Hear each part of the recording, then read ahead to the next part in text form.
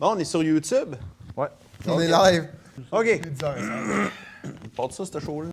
Je te critique ça. Critique ça.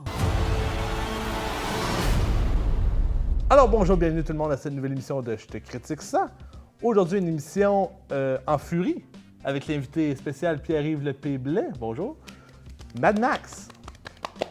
Hanté par son lourd passé, Mad Max se retrouve embarqué par une bande qui parcourt le désert à bord d'un véhicule militaire piloté par l'Imperator Furiosa.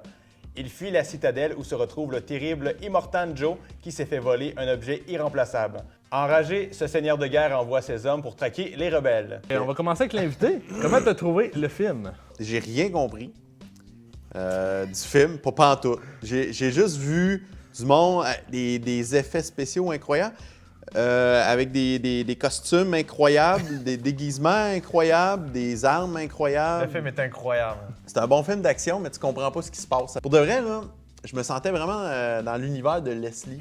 Quand Leslie me raconte un scénario, mettons, pour faxer ça ou autre chose, tu sais, au début, je le regarde, je comprends pas. Puis là, quand on le tourne, puis je regarde, je fais « Wow, ça donne un résultat ».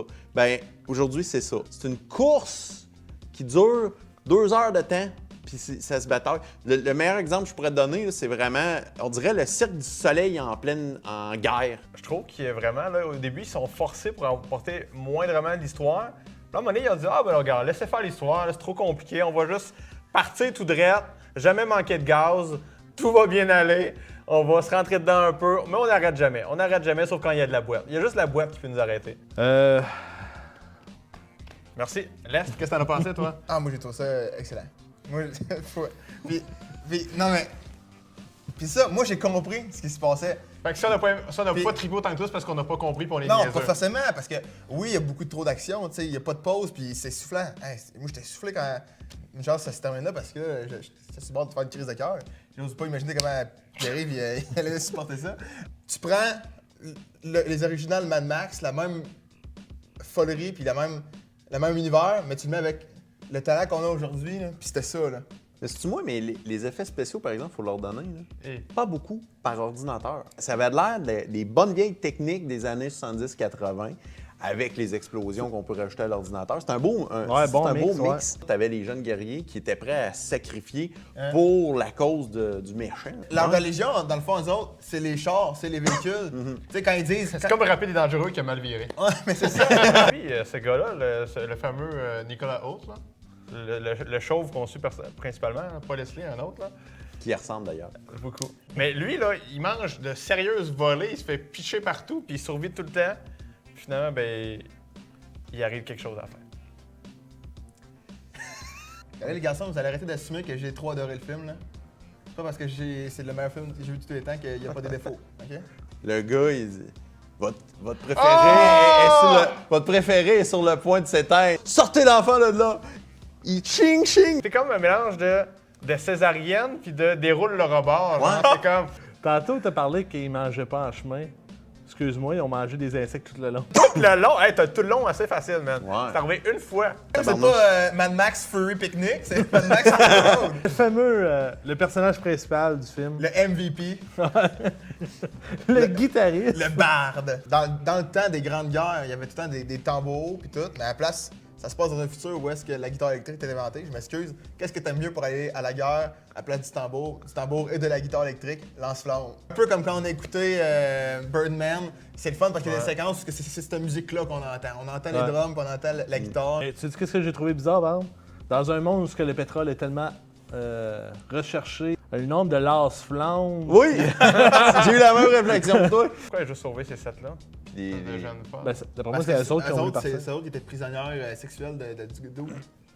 C'est là, c'est ça de chasseté avec un coup de pénis dedans. Là. Ah, ça, c'était spécial. C'était- C'était pas évitant. J'ai eu mal. Ouais, moi aussi, pendant Juste 2 à y secondes. penser, là.